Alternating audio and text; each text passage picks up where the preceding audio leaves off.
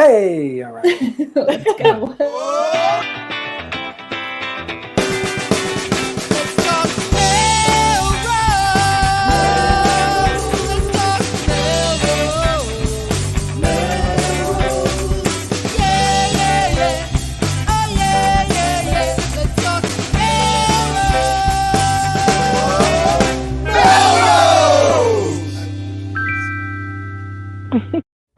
Good evening, Melrosians the world over. I'm Tom Catalini. I'm Jen LeClaire. I'm Sam. And I'm Tom Shampoo. Sam has a last name. It's Hammer. It's Hammer time. This is a show called Let's Talk Melrose. Melrose. It's a show where Melrosians talk to Melrosians about Melrose. It's fascinating. Tune in every week, Tuesday at 8:30. Download the podcast and subscribe. Give an unbiased 5-star review. Check us out. We are on YouTube, Twitter, Facebook, all the streams, and home base, MMTV, Melrose, Massachusetts. Mm-hmm. Beautiful thing. Broadcasting from the beach somewhere, I heard. So shout out Mike Miner, the man who's always thinking of us and always coming through for us. I told you. I know. You can't get away. So I want to let you guys know, in case anyone was having in case everybody has the blues from all the rain, the good news is that love is alive and well in Melrose. I saw something today that I'm sure happens now and again, but I've never seen it. There was a wedding on the front lawn at City Hall, just like a quick little civil service ceremony. This young couple holding hands, and there was an officiant, and they were clear, and witnesses, and they were clearly getting married. I didn't get a chance to take a picture because I was driving, so you can't really do that. But congratulations, Melrose newlyweds. That was such a nice thing to see today. Yeah. City Hall. Yeah, they were right on the front lawn. Hey, let me ask you this now. You didn't name the officiant, but does Paul Broder, the mayor, have the power, like a captain of a ship, to marry people? This we need to figure out. I don't had that think same so. question. I don't think so. I think you have to. You can become, I don't know, you can become ordained on the internet now. That is very true. Lots of people do that. Yeah. I You have get like done that. a one day thing, right? You know Yeah. what? Yes. If I'm not going to be a commissioner, maybe I'll become a reverend of some Ooh, sort. look at that. Whatever they call that. Whatever I can get on the internet. Send me the link, Jen. Okay, I will. I wanna see that. I wanna- And then you can do the ceremonies on City Hall or from a Yeah. parklet with the bullhorn. It'll be Beautiful. brilliant. Yes. So Sam, have you done that? Because it seems like you would be the person here who would have done that before for somebody. Of course, I have done that. No way. It takes like a hot second to get. I don't even remember the Church of former day. Church of Knights. Sam. The Church of Hammer. The Church of Hammer. Church of the Hammer. But I officiated weddings. It was Wow. fine and nerve wracking, and you get more pictures than you want. But yes, I have married Is somebody. it for friends of yours or? Yes. Oh, strangers. Well, it could be strangers. Oh, Why that not? would be even better. That would be amazing. If I had the power, I marry you, I marry you, I marry you. This is the Tom, Reverend. You could just go down Tom would be the street. like the 1,000 people getting married. You know, like the largest wedding ever in Massachusetts. Yeah. Or you could just go down the street and say, anybody feel like getting married today? Yeah, get like an old ice cream truck and we'll repurpose it. Perfect. Brilliant. I also want to give a quick shout out. I've recently kind of been networking a little bit and met a couple new Melrosians and I told them about the show. So I'm hoping we have 2 new fans, if not this week, then soon. But Rebecca O'Brien Panny I met recently. She's super cool. And Stephen Grant also just moved to Melrose just before the pandemic. And so it's kind of hard to kind of get started meeting people and networking. So welcome. And I told them about the show, so I hope they're watching. And I also met 2 new neighbors in my own neighborhood. Tim and Dylan moved into the neighborhood recently. So welcome to Melrose, Tim and Dylan. So that was like lots of new Melrosians this Wow, week. welcome. And look at Welcome you to everybody. networking up a storm. Yeah. How about that? Wow. Jen, I imagine that anybody coming into your neighborhood, you would meet them because you're social and you want to be out there and welcoming people and making them feel a part of the neighborhood. Thank you. I appreciate that. I used to be, now I hang out with you guys. I used to be more than I am now. I've sort of retired. There's a lot of I did try for a long time to kind of like bring everybody together, and we did a really good job of that in our neighborhood. There's a lot of new families with a lot littler kids, and so you kind of sort of like pass the torch, and I spend a lot of time with you guys in Russell Park now. So I'm hoping that new folks will continue to do the same thing, because we do have a really, really nice neighborhood. In fact, I met the new neighbors. There was a little like house concert in the backyard. It was really nice. Yeah, it was cool. So yeah. We try and bring the neighbors together as well by having signs that say free beer, and then it works wonders. Right. Or Everyone comes running. Yeah, or having a TV show. Well, all of Melrose should congregate this weekend, Sam. Yes, very true. Thank you, Jen. I was trying to pull up notes, but yes, grab your umbrellas again, because Mary Poppins is coming to town this weekend. But not for the rain, for the air. Just you can fly over to the middle school, because it is indoors in the theater. Friday night 7, Saturday at 2, and Saturday night at 7. I may have 2 thespians in the show this year, which is totally wild and crazy. So yeah, it's going to be great. I can't wait. Mary Poppins is a Martin family favorite. I cannot wait to see it. I might have to go more than once. Newsies was fantastic. So I don't know all of the magic secrets, but I can tell you that people will be flying. I can't wait. Whoa. All right, so that's good. So check it out, Broken Leg Productions. Broken Leg Productions this weekend. Last weekend was fantastic with Newsies, which reminds us now it's time for the news.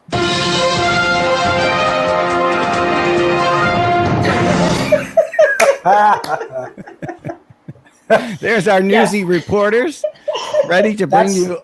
That's not going away. That's a keeper. Now, let me ask you this: are we going to bring our special guest on board to talk the news and the rest of the show? Right? Is that the plan? That should. Such a special guest. The OG Newsy of Melrose. Right. If you're talking news in Melrose, you're talking about the Melrose Patch and none other than King Karaji here in person. Karaji Kid. Mustache and all. The Karaji Kid. All Jen and Sam were missing in that photo was a nice stash. That's right. I took it off for the show. Yeah, thanks for having me, guys. I always love watching and coming on when I get the invite. Thanks. Are you going to be able to talk and comment at the same time? No, I got my people out there. Sam's really good at that. I have to tell everybody before we launch into the news and the Tom Shamp rant, which we're gonna lead with in just a second. But Karaji, this is breaking news for you. Even I had an adorable Karaji family sighting at Linfield Market, but I was too far away to be able to say hello to you guys. So I just admired your adorable family from afar. Yeah, you always carry this, Jen. I know I should. Yeah. What a lovely place that is. Isn't it great? Like for someone with toddler, like that's you can. There's plenty of places to eat. She can, the babies can play and run, and it's like super family friendly. And as I become an old fogey, like those places are great. Yes, they are. You guys were adorable. Thanks. So we'll keep it positive on that, but we're gonna lead right into the Tom Shamp rant about news. What is it about the news, Tom? There's so many things. Well, we have to build it up by saying we were discussing this weekend, the show, and what we're going to be talking about and different things. And there were a couple of car accidents this weekend. We also have a discussion about Lower Main Street, what's happening maybe over there, and all this. And it just felt like it was a time to say why it feels like things move to extremes so quickly. Like, why do people have extreme opinions? So how does that happen? Why does it feel like there's a divide or a rift between people? And it's growing wider and wider every single year or every single week, it seems. And I feel like part of that is the news. And so no offense to my cards. I'm glad you're here, Karaji, because you help us navigate these questions I have. But essentially my issue is that I feel like the news, ever since it became 24/7, I feel like the news has become a product that we have to buy and be emotionally moved by. When before, when we were growing up as kids, the news was information that was presented to us on the TV at a certain time at a certain hour by guys who gave us the news. And so I think that transition has formed a product-based mindset, which is to sell it by using emotion, making us feel a certain way, making us believe certain things that aren't necessarily true. So we pick a side. And that to me, it feels like the big injustice of what's going on in the news today. We're supposed to care more than we really should about stories that aren't really emotional to begin with, And that's my rant. So there you go. Is this the time to share this comment? Yeah. Wait, it didn't come There up. we go. Look at this guy making up crap. No, I don't. Of there it course, is. I I don't didn't mean see it Karaji. But I'm talking about the national news and the divide that we see happening between, especially with science. I'm a science guy, but especially in science, the way that science is presented or misrepresented is a tremendous disservice to everybody involved. So that's all. Now, too deep a topic for the show, I'm sure. But just two quick things I'd say is that I always tell people, I argue there's no golden age of journalism or reporting. I mean, you look at the very beginnings of newspapers, at the beginning of this country, there's always accusations of mudslinging and yellow journalism and all that stuff. Right. And there's more of it now, more content, more news. So exponentially, all the rest of the junk goes up with it. But also, it's going to be more divisive when facts are divisive to people. And that's hard. Like right now, we're in a time where cold, hard facts and numbers and science are divisive for equally rationally minded people.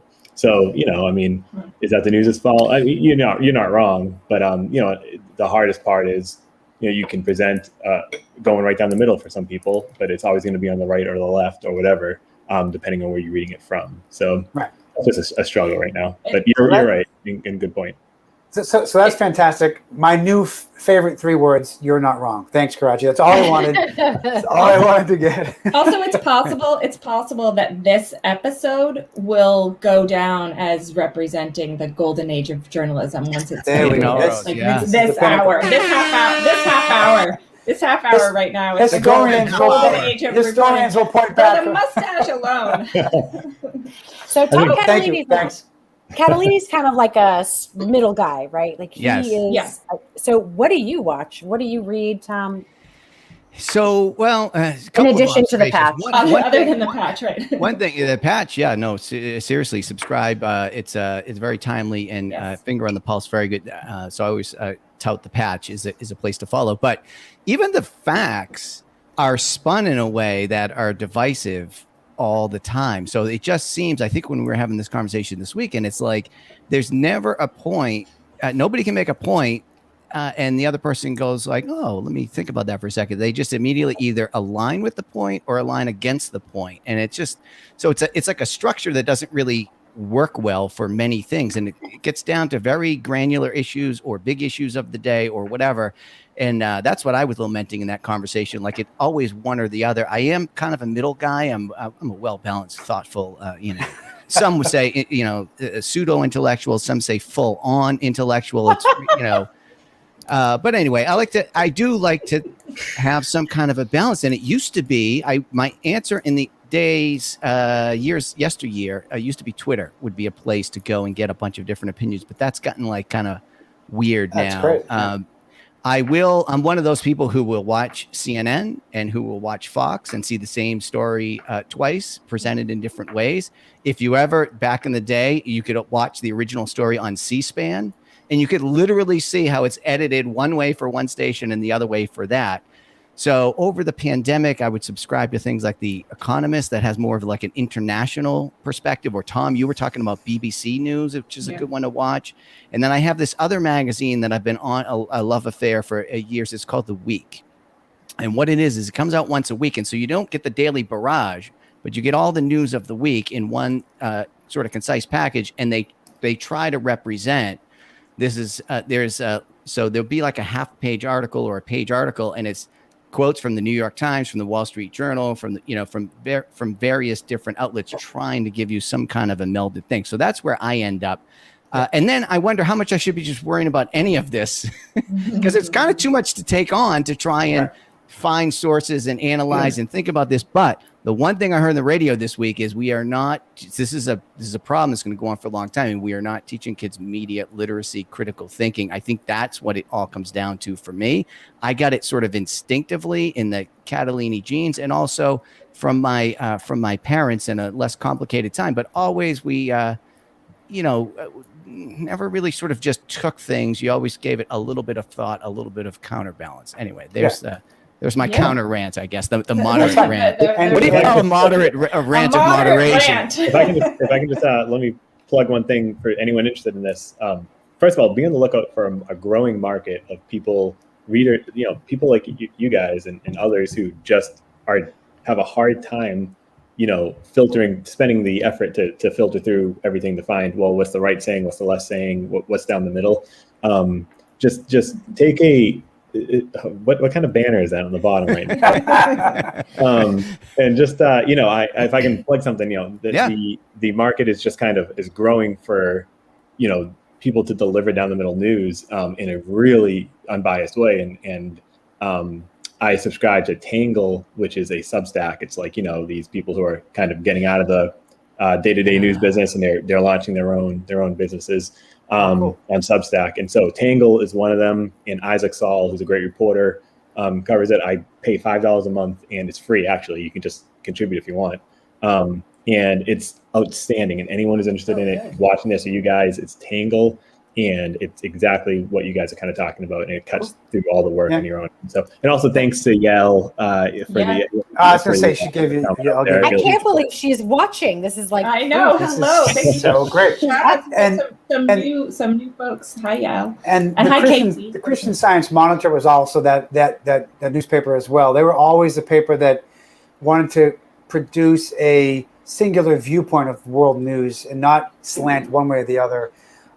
So they were always known for their unique voice and their unique angle. Didn't mean to go so far off track on just the news. What a great topic today for Mike. I think it's worth talking about. And for in-depth stuff, a lot of times I'll listen to podcasts or whatever that's not really newsy, but like just to say that like people have attention span for a little more in-depth stuff. Yeah.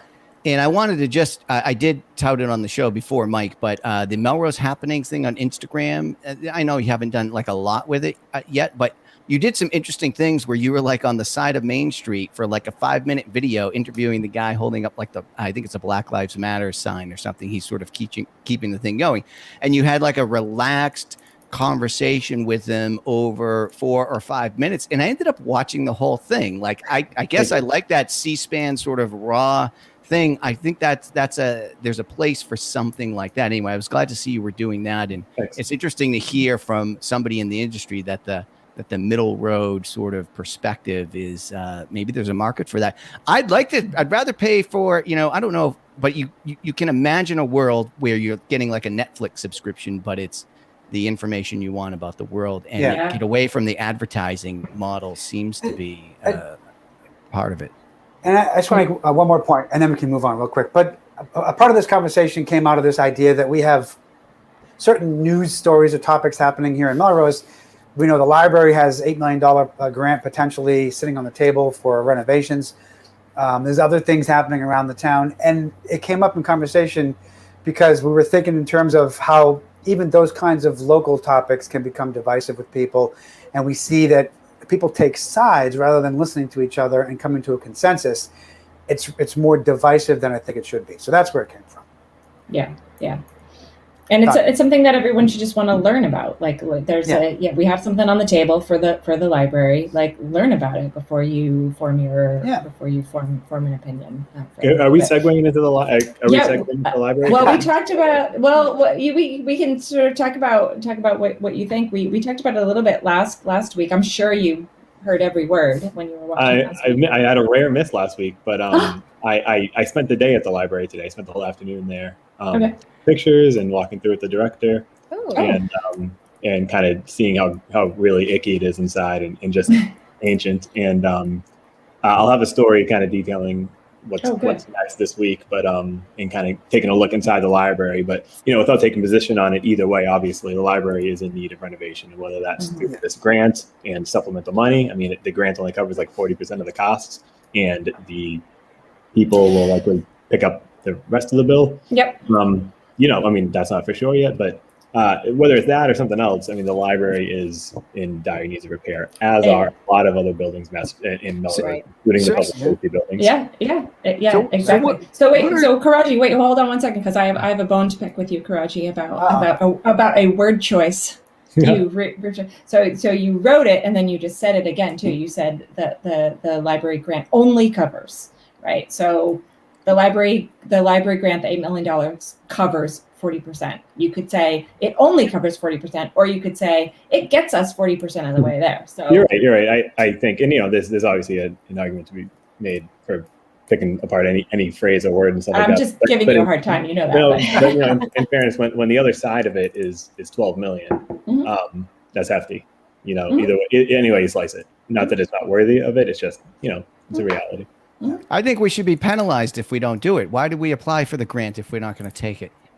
Well, so what's the penalty? Library fines? Like, yeah, No, I mean, like we made a big effort to put this, and I don't know all the facts. I'm really looking forward to this article because I do want to understand what the disrepair means, and there are some things that make sense, and it's sort of that was in your earlier article about envisioning new rooms and capabilities and handicap access.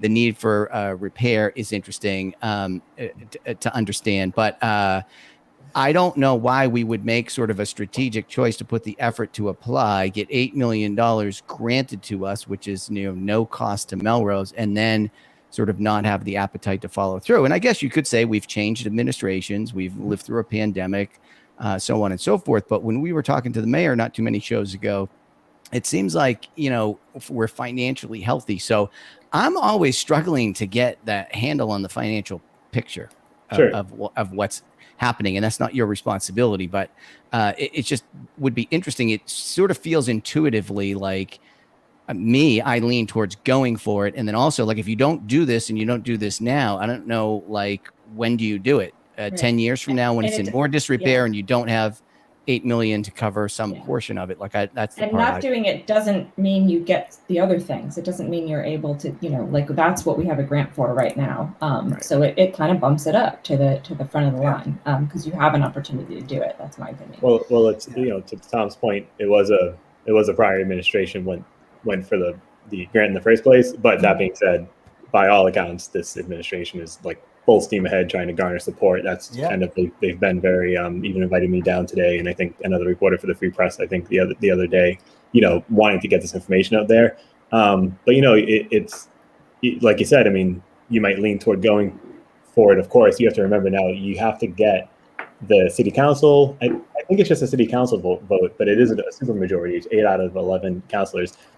We have to agree to like a debt exclusion, which raises it's like an override again. It's a temporary override just to pay back the life of that kind of loan that you're taking out. But you have to sell that to people who are going to be re-electing people or electing people and stuff. And that's just where it gets a little thornier. Not that I'm, but that's the friction. That's why it's not just, they don't have money. They can just pull out of savings, just apply to this. Of course not. That's what the mayor's office said. Because I thought there might be some portion of it that I'm sure that there is money. So they're looking for other sources, and they've been open with that. But there's no way to, it's gonna eventually come down to, at some point, there's gonna have to be a debt exclusion for this. And I think either the library or the mayor's office, someone official had said a debt exclusion is gonna be part of this. It's just interesting as the casual viewer, cursory, review of this information. We just had a fiscal year in the pandemic, to which we ended up with $5 million in extra cash on the table. So we underspent the budget by $5 million. And that's kind of what you want to do. That's what gives us the good bond rating if we want to do a debt exclusion and all that. And then we had $8 million coming in for something from the federal relief fund, and it wasn't clear where that's going. So the average guy like me sort of feels like there's, if we look in the couch cushions and whatnot, like there's probably something laying around to take the edge off, even if you do have to take the edge. And I'm also saying this, I'm sort of leaning that way. I'm just I'll tell you where I'm leaning, where I'm not sort of yet informed and not really looking at the sort of full picture of the financial reality. If you're a firefighter maybe, and you're saying, hey, there's change in the cushion over there for the new library, but we've been in a asbestos-ridden kind of place that's falling apart for years, and how many times have we been told to hold off, or the police building, and it's if you take, it's not as simple. Not that you're offering that it is, but it's not as simple as taking everything we can get and just putting it towards something. All that pie is split up into so many different pieces. So, but what I had heard is on one of the capital plans that this was prioritized. The library was prioritized ahead of the health and safety, or the safety building, or whatever we're calling, like a combined police and fire. So, I feel like that had been adjudicated to some extent. But yeah, I don't know. I'll look forward to the recording. Yeah, and it doesn't mean that work can't still be going forward on those buildings. More than one thing. Well, yeah, exactly. Because there's work.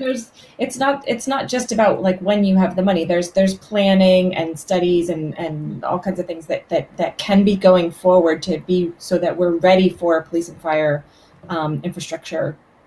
Also, like we can do, to Sam's point, we can do more than one thing at a time. And you need them, right? Because there are car accidents. So James Golden here, I clipped this one from the Patch story, has this car flip, and then of course if you're going 93 south into Boston by Roosevelt Circle. I didn't see that one. Yeah, I took that on the way home. I tried. I took one with my arm hanging out the window, taking one. I was gonna say, you guys can't be taking pictures when you're driving. That's probably what those people were doing. Oh no! If you've ever driven this route, there's quite a bit of stopping as well as driving. Okay, I'm just saying. Yeah, this was around the corner from my house. I heard this car go speeding down the street. Somehow took out a stop sign coming down this way around this corner. Somehow took out a stop sign here and hit the wall here. Fortunately, nobody hurt. That was a scary one. That's it. Yeah, there's a lot of kids on that street. This one looks crazy. The car flipped upside down and took out a tree. So, Mike, what's going on? Explain these, please. Gosh, I mean, have you guys talked about the Main Street kind of reimagining down there? We have that coming up. Yeah, that's coming up. This is the big lead in. That was a segue to like get the cars off the bike ped guys would say, get the cars off the road. Well, I can't help you with the reason, but they're definitely looking to make things more. I'll let you lead into the Main Street thing here, but they're looking to make things more people friendly. Yeah. Right. And what do they call that? Traffic calming measures. I got in a fight with Niall Fuentes an episode or two ago about that, traffic calming measures. That cars on the side will slow things down. Yeah. But I was telling, I think I've said the story probably 50 times, but in our first year here in Melrose, both my husband and I were first responders to car rollovers into separate incidents. It was, and we were like, what is happening here? Like, why are there so many rollovers? But it's quite a thing. And I think in both situations, it was because there was a car parked on the side of the road that they had clipped, and then the car then flipped. Both of them had the car on the side of the road. I hope Niall's watching tonight. That's the counter argument. Yep. I'm sure he'll pipe up. He's been. I haven't seen him on there yet.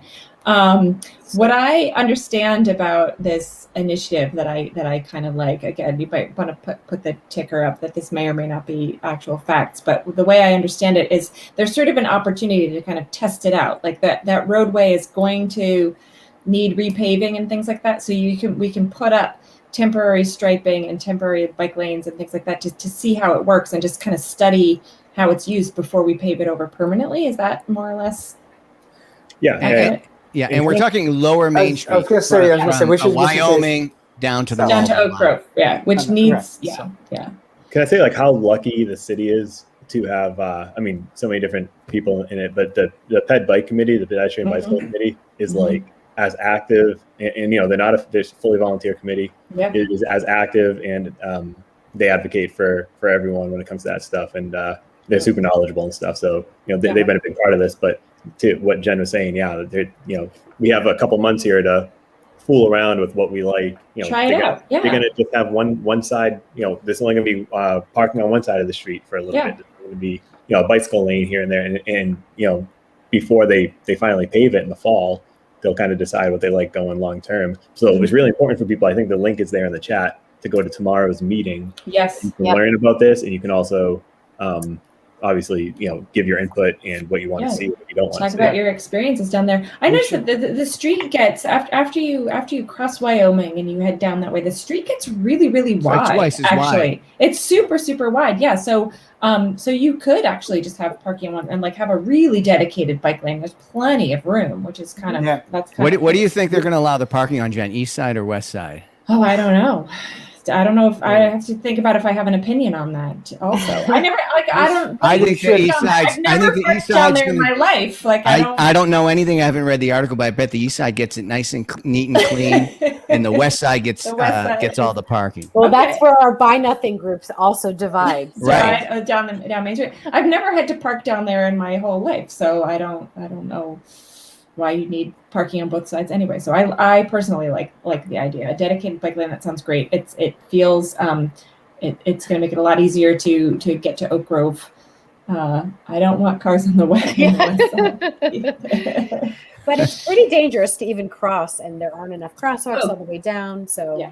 They'll Right. add Oh, crosswalks. Craig- Right? and Craig Either says- way, they're adding crosswalks. At least seems to Yeah, be good. That'll be helpful too, because it We is should, really we hard. should at for some people point. to cross. We should at some point see if we can have our old friend Jeff Parenti back on and talk about Yeah. traffic. Mhm. and all Yeah, those I'm a kinds of fan. patterns.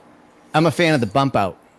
You know what I mean? You bring the curb Bump out for like a out, yeah. crosswalk, and that's what I was saying down at the bottom of my street with that car was if you brought that out and made it greater than a 90-degree turn, you wouldn't be able to even attempt like that kind of sweeping turn this guy did. So I felt like an old timer's down there grousing with the neighbors earlier today, and I felt like an old timer because I was like, do you remember when Ravine Road before they reconfigured it? And do you remember down Pleasant and Washington Street before they did the thing? So I'm like the little old grumpy man in the neighborhood. with that, Okay, so historical knowledge. Craig Mulway, one of our watchers and fans from us, I don't know what that means. Inboard of parking. No, What it's does a that mean? technical term. What does that mean? Is that the thing all of a where, sudden we're like- lost over her? Where you see Yeah. like you see this like in Boston where there's a lane of cars, then there's a bike lane, then there's the curb, Yes. and then there's the parking meter. Is Yeah. that what that is? Okay.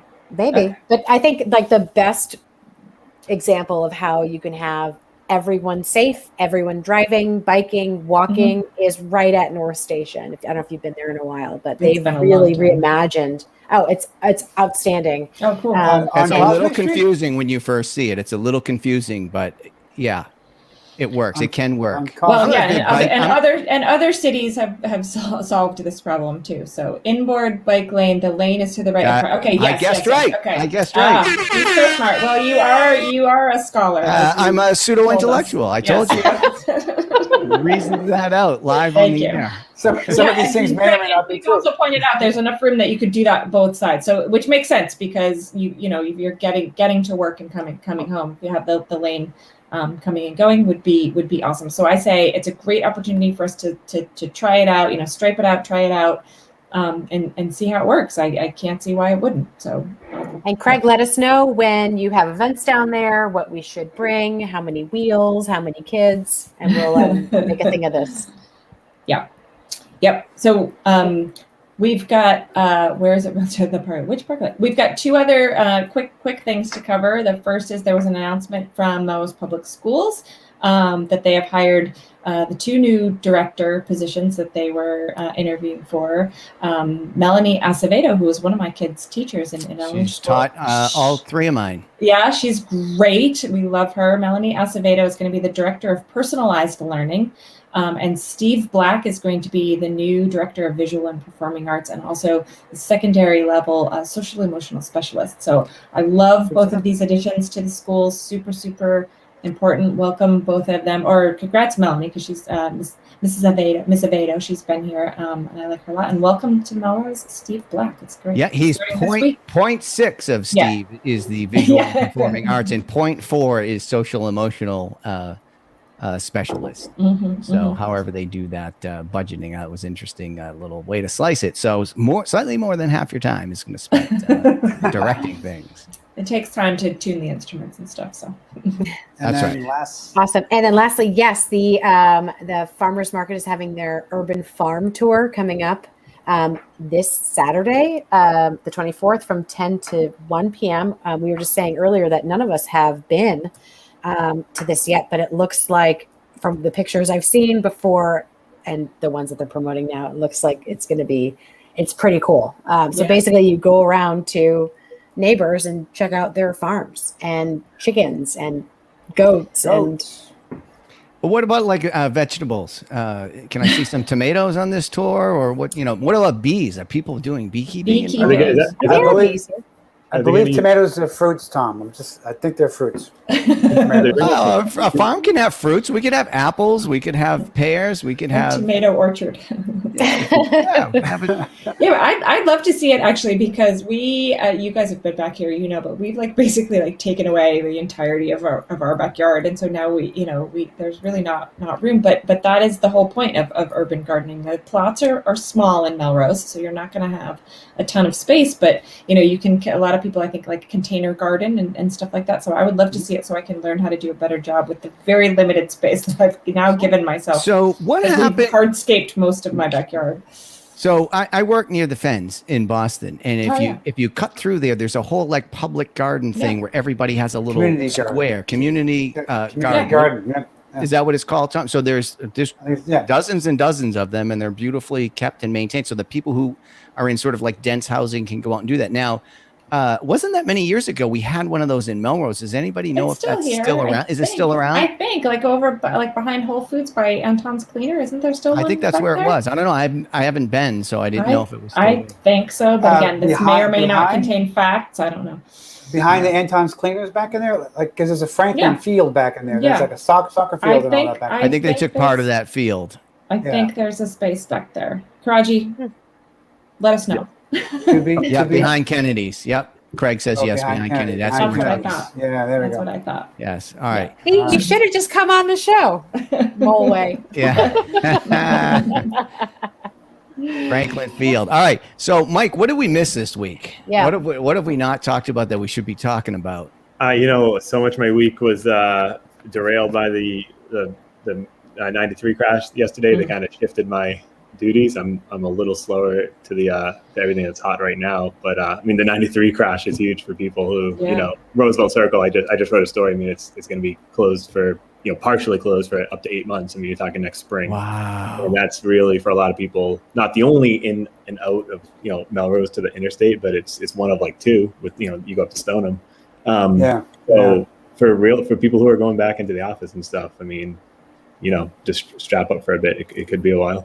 Yeah, wow, because in September, a lot of Boston businesses are that sort of callback is kind of around September or post Labor Day, and then our Steve Casella is doing this whole Mass Reboot podcast, and you look at some of the stuff they're talking about over there, and the ridership on the T, and I guess in particular the commuter rail, is low and expected to stay low. And our friend Eugenia, we were talking about this a week or two ago, was sending some photos from a recent ride in the Orange Line, and it was just shockingly familiar with like rain leaking water in, dripping, and just the nasty old cars, and the cars that we waited a decade for derailed or whatever they had some problem with, and they've already been off for like, I don't know, a year, 2 years, whatever. This is like pre-pandemic. I think they started having problems. So they pulled all of them off, I think, a few months ago. Sorry. Yeah, to have that. Well, my sense of time is totally totally different. I only know it's Tuesday night because we're here on the show. And the other thing that happened last night, I'm trying to see the name of it right now. I forget. I wrote down some notes, but Central Terrace alleyway. Which is that kind of goofy. It's like I think it's in between the Y and like Rising. It's that little alleyway, and there's actually a house if you go all the way down. There's a resident who lives. I guess their address is there. They accepted. I think it's. I want to say you might need to run the facts in here because I'm just reading off some scattered notes. But isn't that helpful? It looks. Yeah, it is. It looks like they're gonna put a big mural in there. They're gonna finally bring the curb up so people stop mistakenly drive down there, and they can get rid of like the fake flowers there that kind of tell people not to. They're gonna put outdoor seating there. Nice. And I think it's going to be maybe Rising Eagle. So they have to talk to some of the stakeholders there, but they're ready to kind of beautify that little area and make it useful as opposed to just kind of, what it is now. Yeah, nice. Sounds great. There's several little spots like that we could be doing that with. But that's a great spot. I know the one that you love, right by the bank, which has even more space. But we'll take this one while we can get it. Yeah, no I believe so. There's a little bit of additional funding, I think, that's going to help with like the lighting and the seating and some of the curb infrastructure that you're talking about. I believe the mural was already slated as part of the public art and wayfinding thing, but it just hadn't been completed because of the rest of it that they were looking at. I think so. That's already kind of ready to go in, or there's someone for that. I believe. I wish I didn't miss last week. Did you guys touch on the Liquor Commission kind of giving the thumbs down to some of the Santa Fe burrito stuff? Yeah, Yeah, so we did. I wanted to talk to you about that too because and I was actually reading through some of the liquor laws. Like, I'll see if I can pull this up. But it was just an interesting article, and I think you had covered in there about like you have to use like solid plates and silverware to be in order to be served alcohol. Anyway, so we talked about that, and I was trying to figure out like what can we do. So you can see in the liquor laws like there are some restrictions that they're talking about. So I don't know if it's the commission, like some things they have discretion for, some things they don't. Like, well, that's regular. That's regulatory, and that is what it is. A lot of people, including myself, were a little confused about not being able to see the bottles from the street. You're not allowed to see liquor bottles from the street. That's nowhere to be found. That's not in there, right? But they're going through a complete overhaul of all these liquor laws. I mean, I actually just got a massive dump of correspondence from all the liquor commission, all the people who were on the mayor's advisory committee to liquor sales. I made a public records request, and they just sent me like a million emails, and I'm kind of thumbing through. Cool. They're gonna, there's gonna be big changes coming on the liquor front either way. So. Because this commission is going to rewrite these regulations and then send them up. The advisory committee is just making some changes to. Well, they're recommending changes. But then the mayor would kind of, I think propose them. I don't know if it would be a charter change. I don't know who would make the change exactly. I'm sure the liquor commission needs to sign off on a lot of it. But it's just an advisory committee. But the mayor's proven pretty favorable to these things. But that cultivates some support. I think it goes to city council, and then I think it goes up to the state because it has to be aligned with the state regulations. Yeah. But let me ask you this: we're behind. We're super behind on this. If you're if you're selling alcohol, can you open the windows? Probably in your not. establishment? No. Doors, except upon entry and exit, and windows of the licensed premises shall remain closed at all times unless otherwise authorized by the commission. So the commission actually has a little leeway, but like this is the stuff that's like written in there, like keep the windows closed. There wasn't anything about the no sight of alcohol from the. I went to a private Christian school for college, and it was way easier to get drunk than downtown. Than in downtown Melrose. Melrose, right? Yeah. We don't even in fairness, we don't even necessarily need to get drunk. I'm trying to make sure we sound like responsible adults. Oh yeah, what do we? We can talk about that in the after show in my backyard or something, but we just want to be treated like the voting adults that we are. That's all I ask for. No entertainment of any kind, excluding television, shall occur unless specifically authorized by the commission. I see a loophole. Yes. Yes, we put ourselves on TV and entertain everybody at the bar. Or live outside and broadcast the broadcast jam bands. inside. This is why it's so important. Like I just heard a story this morning, maybe the city council just kind of like approved or just recommended opening up like public access and remote participation for all the meetings. Yeah. I've been such a huge proponent of that. I know a lot of people have. I mean, the meeting I went to, it's not the biggest deal. I mean, they're just kind of ticky-tacky with some liquor things here. But it's in a room, like the stuffy room that no one else is at except for the Santa Fe burrito guy and the 3 planning board members or liquor commission members. And that's it. And there's no one else there. I mean, we'll never see the light of day. It's not an MMTV. It's not, there are minutes probably somewhere if you can request them, then I can just be posted online. So you need these things like publicly available, and you need, you need to be keeping aware. Like a lot of important decisions are made at these Board of Health meetings, especially during the pandemic and other meetings, and they're kind of behind closed doors. And I don't say that to cast suspicion on anyone.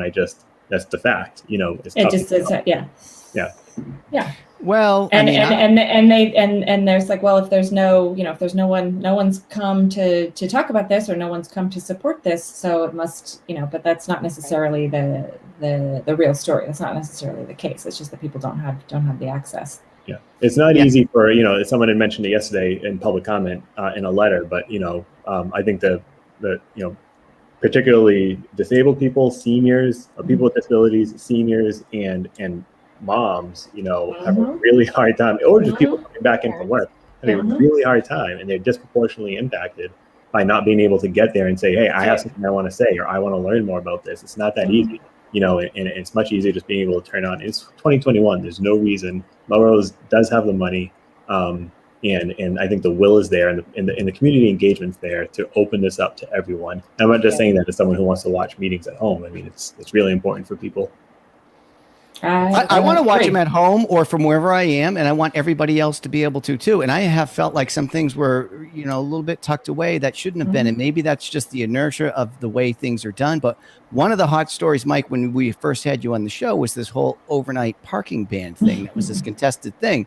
And if you look through, you can dig through the minutes and find the history and see what was discussed there. And it was sort of like, I got the feeling that it wasn't the folks in the conversation weren't necessarily looking for the full public engagement, which proved to be dicey.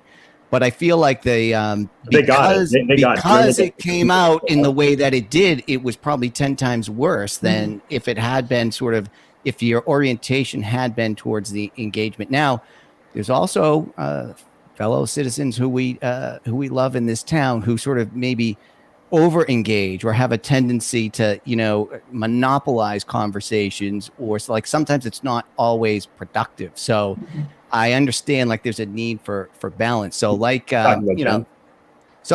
many intellectuals, I can admire the complexity and the nuance of this, but I have no solutions to offer. Right.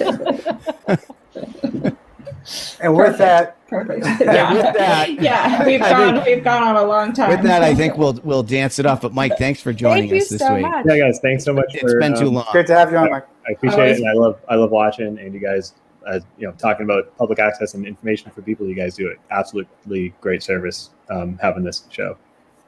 Right? Well, thank you. Thank you. We'll quote you on that. Yeah. No. If I I already have "You're not wrong," Tom. So I'm gonna go with that. Right. If I can borrow the ticker for some of my stories, I'd appreciate it. Yeah, sure. Here's one coming up. I'll play it with the theme song. All right, here we go. We'll see you around town.